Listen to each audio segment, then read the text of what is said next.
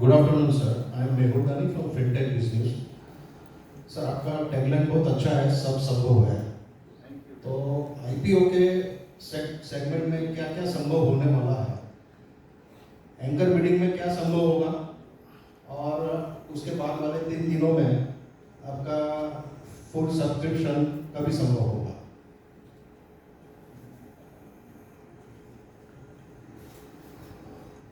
अभी आशा है कि सब अच्छा ही होगा, और आप भी थोड़ा हमारे लिए प्रार्थना कीजिए और वैसे कुछ कीजिए कि बहुत ही अच्छा हो, तो हमारे लिए भी अच्छा हो, जो इन्वेस्ट करेंगे उनके लिए भी अच्छा रहेगा सर। धन्यवाद sir. Sir, you are importing some raw material or some product you said during your presentation. Can you throw some more lights on what is the import quantity, and going forward, what could be the scenario? I thought somebody spoke about importing some material. As a raw material, we are not importing any material, but in the machinery term, we are importing the machineries because of the machine technology is the outside of India, so that we have to import that technology and machineries also. We have the machineries of outside, but the raw material is we don't have any dependency on the import. Okay, sir. What is your market share spread across the India, and what would be the likely scenario of market share increasing in the days to come? Now in the DRHP we have 2%. Then we filed the DRHP, but now we increased this number. And the further years तब our planning जो 1.2 million ton की हमारी capacity नहीं आएगी जो, उससे वो काफ़ी इंक्रीज हो जाएगी in the terms of market share, और गोइंग फॉरवर्ड आपको ये देखने मिलेगा। Sir, can you throw some light on your order book? हाँ, ऑर्डर बुक में जैसे कि अभी हम जो 3 तरीके के प्रोडक्ट सेल कर रहे हैं, जैसे हमारा एक प्रोडक्ट है पाइप एंड ट्यूब, जो हम सेल करते हैं डिस्ट्रीब्यूटर के थ्रू। तो डिस्ट्रीब्यूटर्स के रेगुलर हमारे पास में मंथली ऑर्डर्स आ जाते हैं कि हमको इस महीने ये क्वांटिटी लगेगी। तो जो हमारी सेल होती है लगभग 20 से 22,000 की पर मंथ की, वो हमारे पास में 5 तारीख के पहले उसके पूरे साइजेस आ जाते हैं। अब in terms of stainless steel में भी हमको स्लिटिंग के साइज बना के देने होते हैं, तो उसमें भी हमें ऑर्डर पहले ही मिल जाते हैं। जैसे अगर आज क्वांटिटी में बोलेंगे तो 4 से 5,000 टन स्टेनलेस स्टील कॉइल्स के हमारे पास ऑर्डर पेंडिंग है, जो हमें माल बना के सप्लाई करना है। Post IPO, how you are planning to utilize the funds, and are you planning for exports as well? Post IPO 390 crore जो है वो हमारा डेट रिपेमेंट होगा, एंड 50 करोड़ जो है जनरल कॉर्पोरेट फंड में रहेगा हमारे पास। और जो एक्सपोर्ट हमने कुछ किया भी है लास्ट 2 सालों में, और आगे हम एक्सपोर्ट अभी जो हमारा लास्ट ईयर प्रीगैल्वेनाइज्ड पाइप शुरू हुआ है, उसमें हम एक्सपोर्ट थोड़ा बहुत करने का प्रयास करेंगे। Thank you.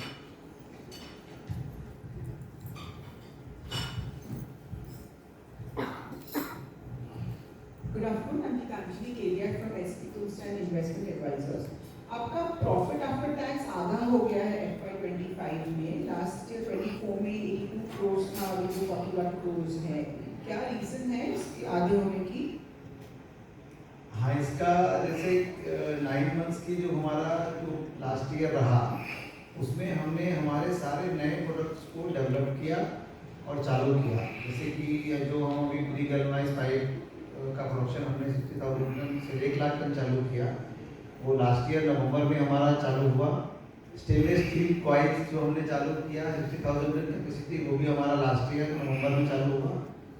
Pipe and tube की कैपेसिटी हमने इंक्रीज की 1 लाख टन से 2.5 लाख टन थी, वो 3.5 लाख टन की, वो भी लास्ट ईयर नवंबर में चालू हुआ। और जो हमारा हमको जो इसके लिए प्री वो इंटीग्रेशन करना था, जिसमें कि स्पॉन्ज आयरन की कैपेसिटी हमको इंक्रीज करनी थी, वो हमारी सितंबर में इंक्रीज हुई, और उसका जो साथ में पावर प्लांट था वो भी सितंबर में हमारा चालू हो गया था।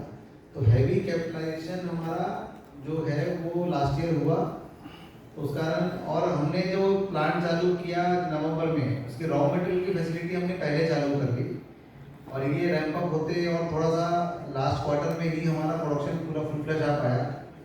2 महीने जो टीथिंग पीरियड रहे नवंबर एंड दिसंबर, तो उसमें हमारा रॉ मटेरियल सेल का कुछ प्रपोर्शन बढ़ा, इस कारण हमारी प्रॉफिटेबिलिटी कम रही। दूसरा, इंटरेस्ट कॉस्ट की थोड़ी बेरिंग आई, और डेप्रिसिएशन भी हमें बहुत उसमें रहा, तो पैट इसलिए हमारा थोड़ा कम हुआ। लेकिन गोइंग फॉरवर्ड वो जो सारी फैसिलिटीज हमने, जो मैंने बताया आपको, लास्ट ईयर लगाई है 9 मंथ्स में, जो कमीशन हुई है एक्चुअली चालू हुई है 9 मंथ्स में, लगाई तो 2 साल में है, तो वो हमारी लास्ट क्वार्टर में उसका बेनिफिट दिखेगा, जो हमारी अर्ली बैलेंस शीट में आपको दिखेगा, और इस साल उसका पूरा फुल बैलेंस, पूरा फुल आपको बेनिफिट दिखेगा। तो इस साल के नंबर हमारे बहुत अच्छे आने चाहिए। नहीं, बट ये तो हम बता रहे हैं कारण डेप्रिसिएशन और इंटरेस्ट, पर आपका एबिटा पर टन में डिक्रीज हुआ है। FY24 में 7160 एबिटा पर टन था आपका, जो 9 मंथ FY25 में 5346 रुपीस पर टन हुआ है जी, हाँ, इसमें 2 कारण रहे। एक तो हमें जो रॉ मटेरियल सेल करना पड़ा, जो फिनिश गुड हमारा थोड़ा नवंबर में चालू हुआ, और उसको रैंप अप होते 2-3 महीना और लग गया, तो फिनिश रॉ मटेरियल पे थोड़े प्रॉफिट कम थे हमारे, तो वो हमारा एक उस पर थोड़ी सी मार्जिन कम रहे। दूसरा हमारा कारण रहा कि जो आप लास्ट ईयर आप देखेंगे कि HR कॉइल के प्राइस, स्टील मेकिंग के प्राइस बहुत कम थे, तो और सेकंड क्वार्टर में एक प्राइस में कमी भी आई थी, उसका स्टॉक लॉस भी थोड़ा सा हुआ था। तो वो अगर उसके प्रीवियस 3 साल देखेंगे हमारे, तो हमारा लगभग 7000 के ऊपर हमारा एबिटा रहा, और लास्ट ईयर ये कम रहा क्योंकि लास्ट ईयर जो है थोड़ा स्लगिश ईयर भी रहा, और हमारा जो रॉ मटेरियल में थोड़ा बहुत सेल करना पड़ा। अगर आपको इन्वेंट्री लॉस होता था, अपना इन्वेंट्री क्यों होल्ड करते? अभी आपका इन्वेंट्री भी बढ़ गया है, 260 करोड़ हो गया, जो पहले 150 करोड़ था। अब ये ईयर एंड में बढ़ गया एक्चुअल में, जो हमने फिनिश प्रोडक्ट चालू किया तो काफ़ी उसके लिए हमको मैनेज करना पड़ा कि जो रॉ मटेरियल मंगाए वो होल्ड हो गए थोड़े से। लेकिन अभी ये मार्च के नंबर आप देखेंगे तो आपको बहुत ड्रास्टिकली चेंज लगेगा कि हमने उसको पूरे को जो 3 महीने में जो प्रोडक्ट हमने लिए वो सब बना के बेचे, और अगले कुछ दिनों में आपको ईयरली बैलेंस शीट मिल जाएगी, तो उसमें आपको दिखेगा कि हमने उसको सब कुछ, मतलब जो डेट नंबर्स हैं, जो आपका हमारा ROC डाउन हुआ है, वो भी कहीं ना कहीं डेप्रिसिएशन के कारण, और एक कैपिटलाइजेशन हमारा फाइनल हुआ, उसके लिए हमारा ROC भी डाउन हुआ। आपका ERW pipes is the main product, वो उसका utilization is only 70% of the capacity utilization, और अभी आप डाल रहे हैं 1.2 मिलियन टन का HR कैपेसिटी। इसका और HR कॉइल का भी कैपेसिटी यूटिलाइजेशन काफी कम है आपका एग्जिस्टिंग, क्या रीजन है ये केपेक्स करने का, और कितना केपेक्स किया है इसके लिए करने वाले हैं? मैं अगर आप देखेंगे तो पाइप मैन्युफैक्चरिंग का इंडस्ट्री स्टैंडर्ड 70 to 75% यूटिलाइज होता है। बैलेंस टाइम, डाउन टाइम के हिसाब से, मेंटेनेंस और अदर कारणों से वो बंद रहते हैं। तो अगर हम हमारा नंबर्स देखें तो हमको लगता है कि हम इन लाइन में इंडस्ट्री परफॉर्म कर रहे हैं।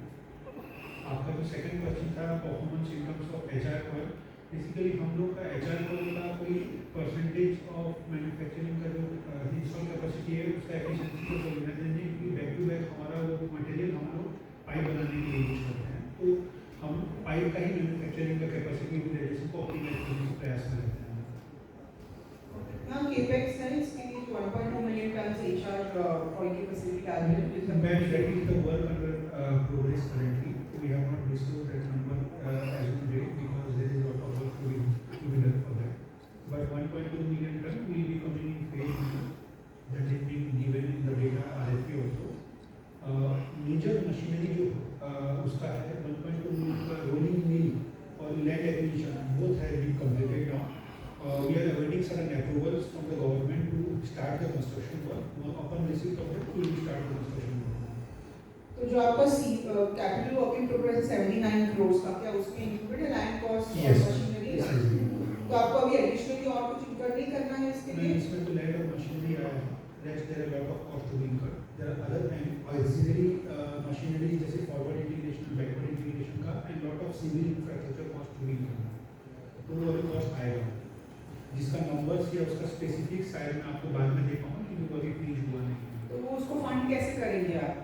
बिकॉज़ डेट भी आपका काफी बढ़ गया है, आपका डबल हो गया डेट उसके 9 महीने में। जैसे कि हमने DRHP में डिस्क्लोज किया है, RHP में सॉरी, हम लोगों का डेट ऑलमोस्ट रीपे हो जाएगा IPO proceeds से. So there will be a headroom to raise another debt if at all we require. Plus internal accrual, we believe कि going forward will be very strong to help us in funding our promoter project and execution. तो इस हिसाब से हम project पे काम करेंगे. क्या नेट डेट फ्री हो जाएंगे आईपीओ के बाद? Virtually net debt free, but there will be certain working capital loan which still will be on the book. Thank you. Thank you. Sir Nilesh Sharma from नफा नुकसान financial newspaper sir. Yes, sir. Sir इसी सवाल को मैं थोड़ा bank के सवाल को आगे बढ़ाऊंगा. सर कंपनी की जो रेवेन्यू और प्रॉफिट को लगातार बढ़ रही है. कंपनी का भी जो डेट है वो 619 करोड़ रुपए का है. कंपनी को भी आईपीओ से 540 करोड़ चुकाएगी, उसमें से आप 300 करोड़ रुपए डेट चुका देंगे. जी सर. तो कंपनी का जो डेट फ्री होने का प्लान आप बोले डेट फ्री हो जाएंगे, कब तक का प्लान है डेट फ्री होने का, डेडलाइन है किसकी सर? सर आईपीओ प्रोसेस से मैं मोस्टली मेरा टर्म लोन और sudden parts of my working capital loan पे करूँगा. टोटल डेट फ्री नहीं होगा कभी भी, बिकॉज मैन्युफैक्चरिंग सेटअप में हमको वर्किंग कैपिटल लोन हमेशा लगते रहते हैं इन्वेंट्री के सामने. प्लस मैं डेट फ्री रहूँगा throughout my life tenure और throughout the long term. वो नहीं देख रहा हूँ क्योंकि हम लोग कंटिन्यूस ग्रोथ पाथ में कंटिन्यूस एक्सपांसन करते रहेंगे और आगे हमारा मार्केट शेयर को बढ़ाने की पूरी प्रयास करेंगे आगे जाके. तो जहाँ पे हमें लगेगा कि हमारा खुद का सामर्थ्य नहीं है इंटरनल एक्रूवल से बिजनेस को और आगे बढ़ाने का, तो सर्टन पार्ट में फंडिंग के लिए डेट भी ले सकता हूँ सर. सर एक मेरा सवाल ये होता है लास्ट. सर आप 44 पी पर इशू लगा रहे हो सर, ये सर महंगा नहीं है सर? सर अगर आप पास्ट के 3 साल के फिनेंशियल देखेंगे 22, 23 और 24, तो हमारे नंबर्स हमारे पर शेयर काफ़ी नंबर्स अच्छे हैं. बट अगर आप 25 का नंबर देख रहे हैं तो वो लोग ट्रू मिरर नहीं है पी रेशियो को जज करने का.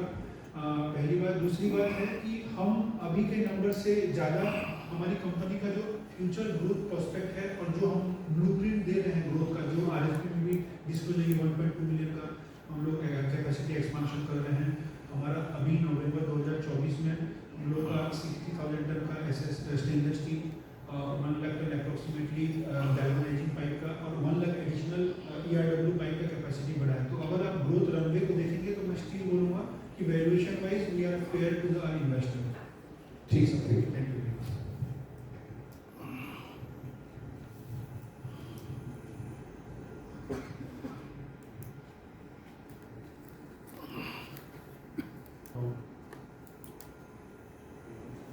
I'd now like to invite Mr. Surya Murali from Nuvama to make the closing remarks.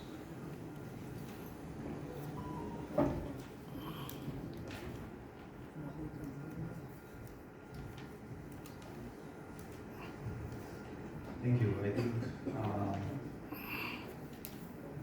also thank you Suryaji and Vikasji for giving good color about the company's operations.